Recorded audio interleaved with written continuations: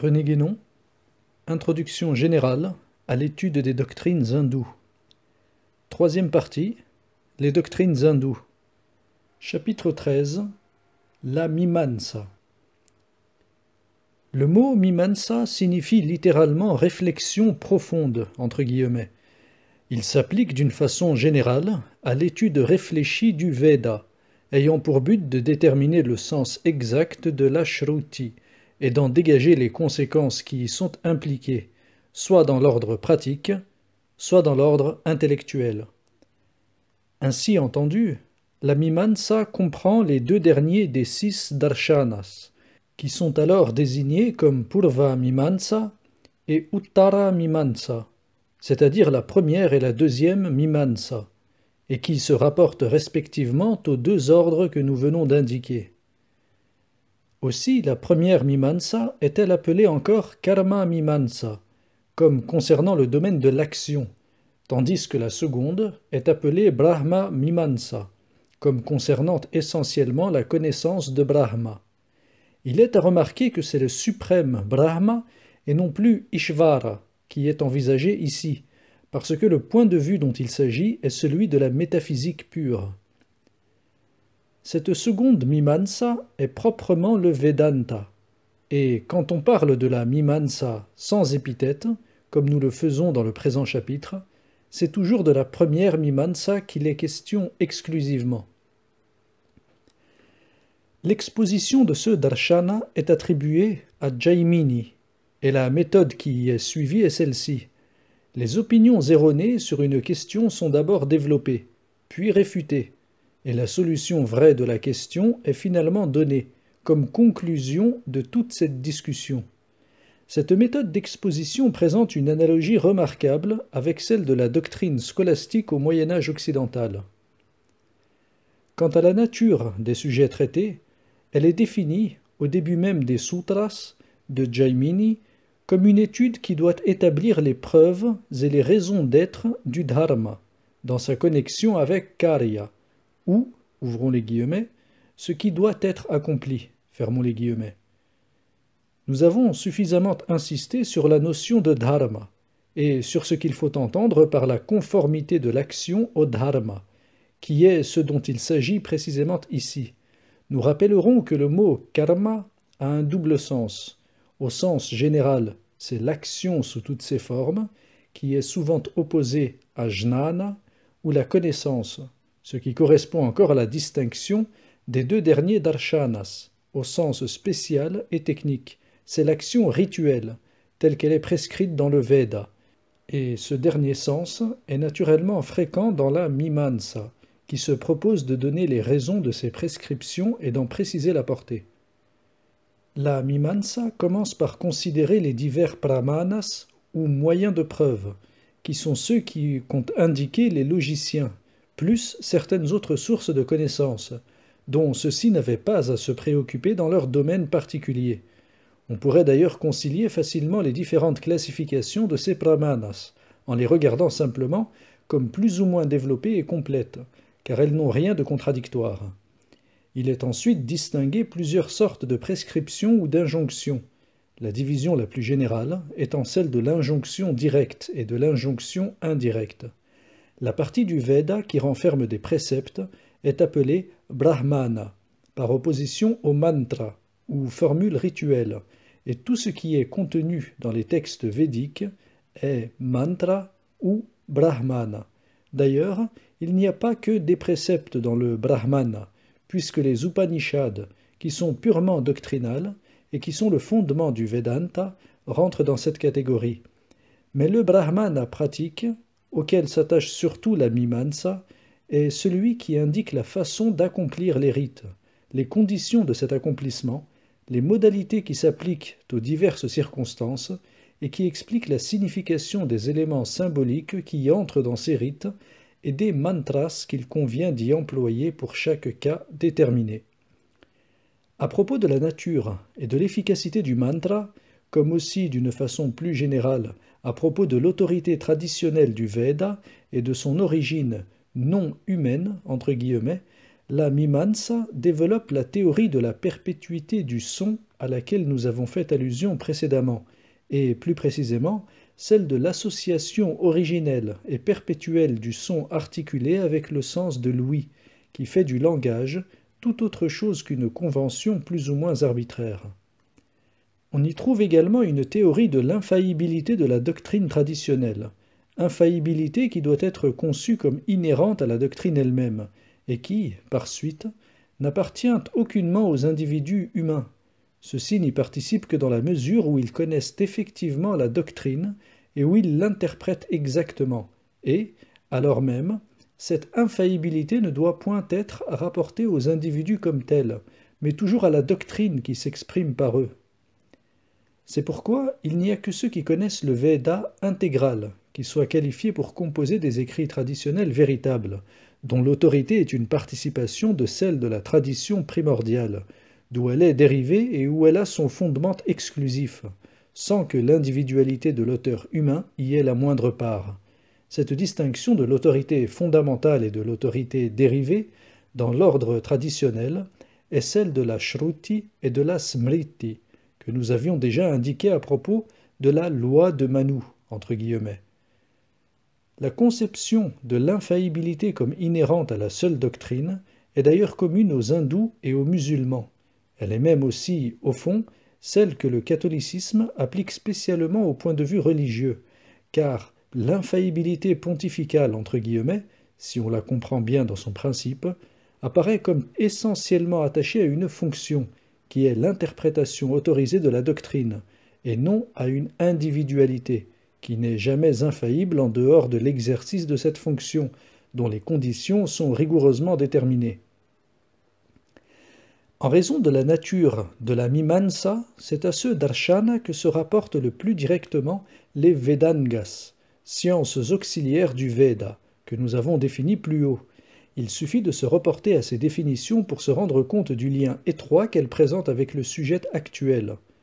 C'est ainsi que la Mimamsa insiste sur l'importance qu'ont, pour la compréhension des textes, l'orthographe exacte et la prononciation correcte qu'enseigne la Shiksha,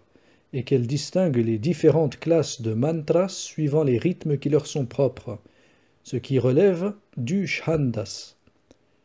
D'autre part, on y rencontre des considérations relatives au Vyakarana, c'est-à-dire grammaticales, comme la distinction de l'acception régulière des mots et de leur acception dialectale ou barbare,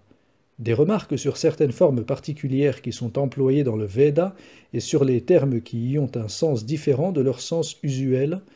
Il faut y joindre, en mainte occasion, les interprétations étymologiques et symboliques qui font l'objet du Nirukta. Enfin, la connaissance du Jyotisha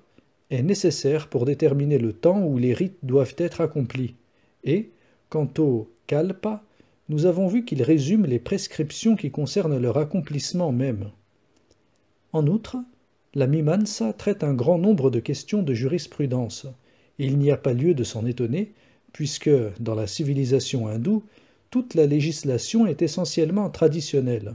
On peut remarquer, du reste, une certaine analogie dans la façon dont sont conduits, d'une part, les débats juridiques, et, d'autre part, les discussions de la Mimamsa, et il y a même identité dans les termes qui servent à désigner les phases successives des uns et des autres.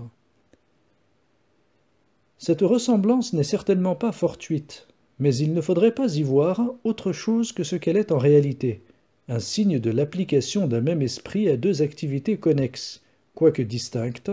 ceci pour réduire à leur juste valeur les prétentions des sociologues qui, mus par le travers assez commun de tout ramener à leur spécialité, profitent de toutes les similitudes de vocabulaire qu'ils peuvent relever, particulièrement dans le domaine de la logique, pour conclure à des emprunts faits aux institutions sociales, comme si les idées et les modes de raisonnement ne pouvaient pas exister indépendamment de ces institutions, qui ne représentent pourtant, à vrai dire, qu'une application de certaines idées nécessairement préexistantes. Certains ont cru sortir de cette alternative et maintenir la primordialité du point de vue social en inventant ce qu'ils ont appelé la mentalité prélogique, entre guillemets. Mais cette supposition bizarre, aussi bien que leur conception générale des primitifs, entre guillemets, ne repose sur rien de sérieux. Elle est même contredite par tout ce que nous savons de certain sur l'Antiquité, et le mieux serait de la reléguer dans le domaine de la fantaisie pure, avec tous les mythes, entre guillemets, que ces inventeurs attribuent gratuitement au peuple dont ils ignorent la vraie mentalité. Il y a bien assez de différences réelles et profondes entre les façons de penser propres à chaque race et à chaque époque, sans imaginer des modalités inexistantes qui compliquent les choses plus qu'elles ne les expliquent, et sans aller chercher le soi-disant type primordial de l'humanité dans quelque peuplade dégénérée, qui ne sait plus très bien elle-même ce qu'elle pense, mais qui n'a certainement jamais pensé ce qu'on lui attribue. Seulement, les vrais modes de la pensée humaine, autres que ceux de l'Occident moderne, échappent tout aussi complètement aux sociologues qu'aux orientalistes. Pour revenir à la Mimamsa, après cette digression, nous signalerons encore une notion qui y joue un rôle important. Cette notion, qui est désignée par le mot apurva, est de celles qui sont difficiles à expliquer dans les langues occidentales. Nous allons néanmoins essayer de faire comprendre en quoi elle consiste et ce qu'elle comporte.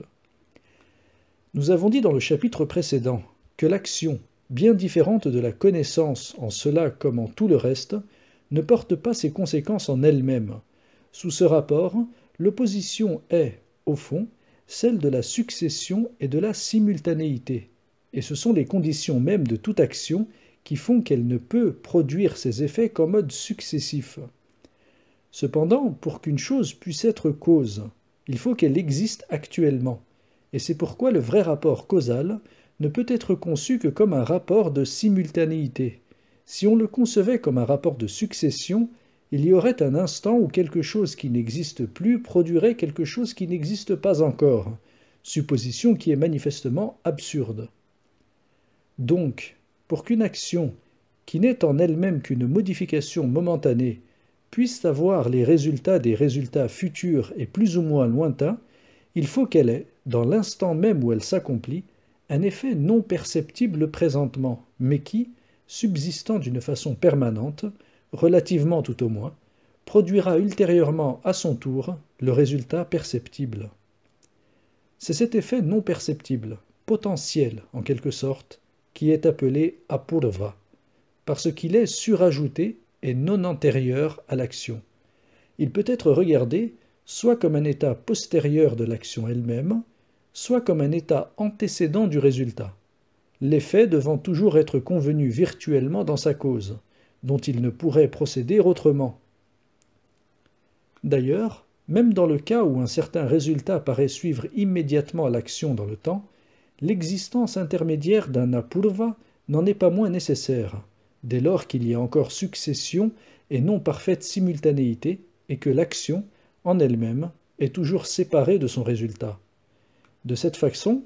l'action échappe à l'instantanéité, et même, dans une certaine mesure, aux limitations de la condition temporelle. En effet, l'apurva, germe de toutes ses conséquences futures, n'étant pas dans le domaine de la manifestation corporelle et sensible, est en dehors du temps ordinaire, mais non en dehors de toute durée, car il appartient encore à l'ordre des contingences. Maintenant, l'apurva peut, pour une part, demeurer rattaché à l'être qui a accompli l'action, comme étant désormais un élément constitutif de son individualité envisagée dans sa partie incorporelle, où il persistera tant que celle-ci durera elle-même, et, pour une autre part, sortir des bornes de cette individualité pour entrer dans le domaine des énergies potentielles de l'ordre cosmique. Dans cette seconde partie, si on se le représente par une image sans doute imparfaite, comme une vibration émise en un certain point, cette vibration, après s'être propagée jusqu'aux confins du domaine où elle peut atteindre, reviendra en sens inverse à son point de départ, et cela comme l'exige la causalité, sous la forme d'une réaction de même nature que l'action initiale. C'est là, très exactement, ce que le taoïsme, de son côté, désigne comme les, ouvrons les guillemets, action et réaction concordantes. Fermons les guillemets. Toute action, comme plus généralement toute manifestation, étant une rupture d'équilibre, ainsi que nous le disions à propos des 3 gunas, la réaction correspondante est nécessaire pour rétablir cet équilibre. La somme de toutes les différenciations devant toujours équivaloir finalement à l'indifférenciation totale. Ceci, où se rejoignent l'ordre humain et l'ordre cosmique, complète l'idée que l'on peut se faire des rapports du karma avec le dharma, et il faut ajouter immédiatement que la réaction, étant une conséquence toute naturelle de l'action, n'est nullement une sanction, entre guillemets, au sens moral. Il n'y a là rien sur quoi le point de vue moral puisse avoir prise, et même, à vrai dire, ce point de vue pourrait bien n'être né que de l'incompréhension de ces choses et de leur déformation sentimentale. Quoi qu'il en soit, la réaction, dans son influence en retour sur l'être qui produisit l'action initiale, reprend le caractère individuel et même temporel que n'avait plus la purva intermédiaire. Si cet être ne se trouve plus alors dans l'état où il était premièrement, et qui n'était qu'un mode transitoire de sa manifestation, la même réaction, mais dépouillée des conditions caractéristiques de l'individualité originelle, pourra encore l'atteindre dans un autre état de manifestation, par les éléments qui assurent la continuité de ce nouvel état avec l'état antécédent. C'est ici que s'affirme l'enchaînement causal des divers cycles d'existence, et ce qui est vrai pour un être déterminé l'est aussi, suivant la plus rigoureuse analogie, pour l'ensemble de la manifestation universelle. Si nous avons insisté un peu longuement sur cette explication, ce n'est pas simplement parce qu'elle fournit un exemple intéressant d'un certain genre de théories orientales, ni même parce que nous aurons l'occasion de signaler par la suite une interprétation fausse qui en a été donnée en Occident. C'est aussi, et surtout, parce que ce dont il s'agit a une portée effective des plus considérables, même pratiquement, encore que, sur ce dernier point, il convienne de ne pas se départir d'une certaine réserve, et qu'il vaille mieux se contenter de donner des indications très générales, comme nous le faisons ici,